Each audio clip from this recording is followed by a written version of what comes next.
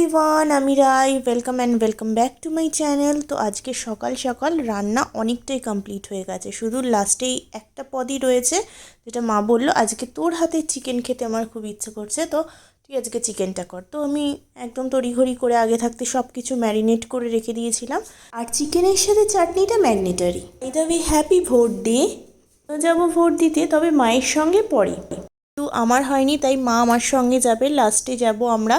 পাপি সকাল সকালই হয়ে গেছে, আর এখন তোমাদের দাদাভাই চলে গেছে, কারণ একসাথে সবাই যেতে পারবো না। ম্যাঙ্গো আছে, ম্যাঙ্গো ঘুমাবে, তোমার দাদাভাই আর বাপি থাকবে, আর তখন আমরা দুজনে যাব, মানে খেয়ে দিয়ে উঠে একদম রিল্যাক্স হয়ে। আর তাছাড়া ও গিয়ে বলেছে যে প্রচণ্ড ভিড়, ও অন্তত 2 ঘন্টা, মানে 1.5 থেকে 2 ঘন্টার মতো লাইন দিয়ে তারপরে ওর সুযোগ এসছে।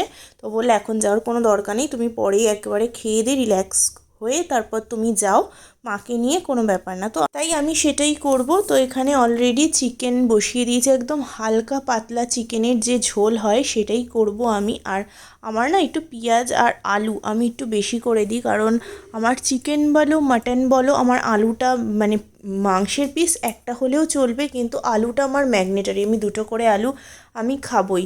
আমার আলুটা এতই ভালো লাগে, সে ভাত দিয়ে বলো চাই রুটি দিয়ে বলো, আমার আলু চাই। মাংসের আলু, বাঙালি বলে কথা, মাংসের আলু খাবো না তা তো হতে পারে না বলো। আমার মতো তোমরা কারা কারা ভালোবাসো বলো তো মাংসের থেকেও মাংসের আলু? অবভিয়াসলি মাংস তো ভালোবাসি আমরা বাঙালিরা, কিন্তু মাংসের আলুটাও লাজবাব লাগে একেবারে। দেখো, কথা বলতে বলতে আমি ম্যারিনেট করা চিকেনটাও দিয়ে দিয়েছি, তবে হ্যাঁ, পেঁয়াজটাকে লাল করে ভেজে নিয়ে। তো ম্যারিনেট করা যেহেতু চিকেনটা দিয়ে দিয়েছি, তারপরে যে মশলাগুলো থাকে সেইগুলো ভালো করে একটু জল নিয়ে আমি এখানে ফোটাতে দিয়ে দিয়েছি ইন্ডাকশানে।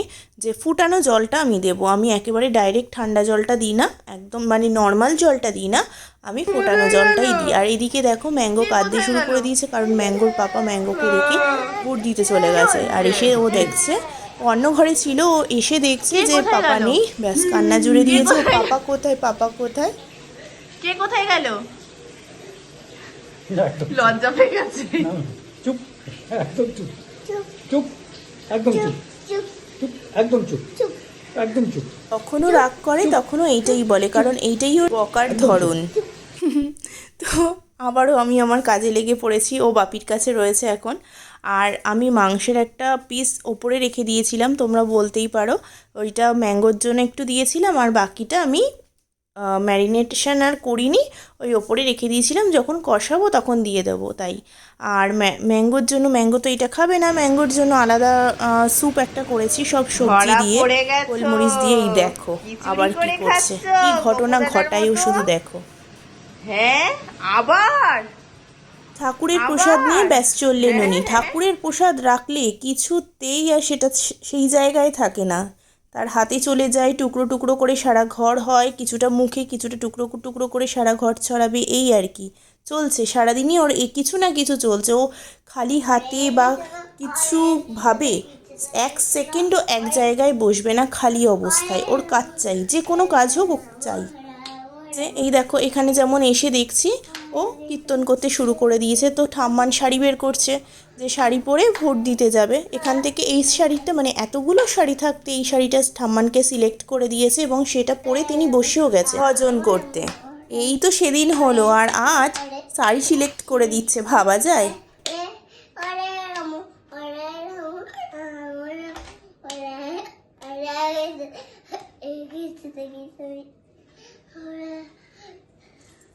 এই দেখো, তখন লক্ষ্য করেনি, আর এখন লক্ষ্য করেই লজ্জা পেয়ে গেছে ক্যামেরাটা দেখেই, তাই তিনি এখন মুখ লুকাচ্ছেন।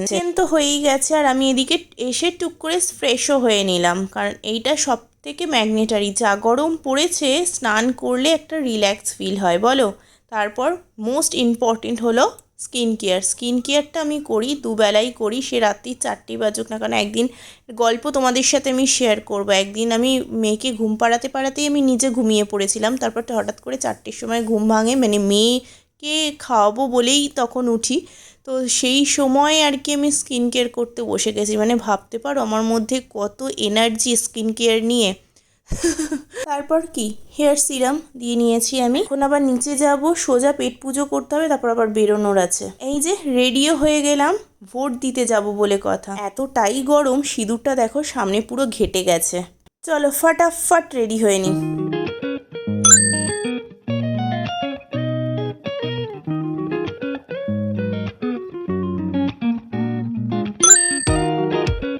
তোমরা কি লক্ষ্য করেছো আজকের ব্যাকগ্রাউন্ডটা অন্যরকম না?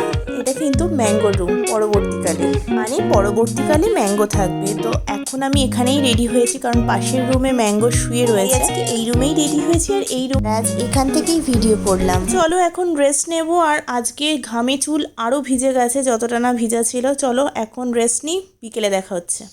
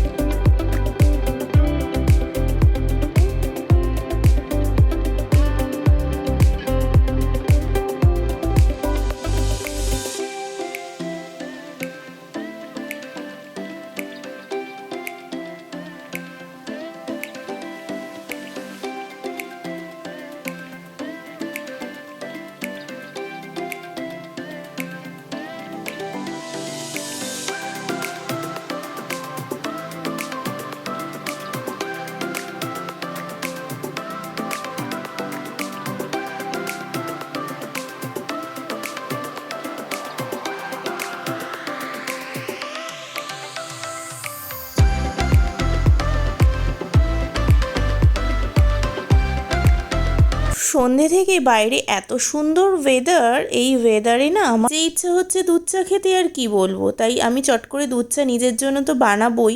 আর তার আগে গেস্ট এসেছিল, গেস্ট যেহেতু লিকার চা খাবে তার জন্য লিকার চাও দিয়ে দিলাম তাদের।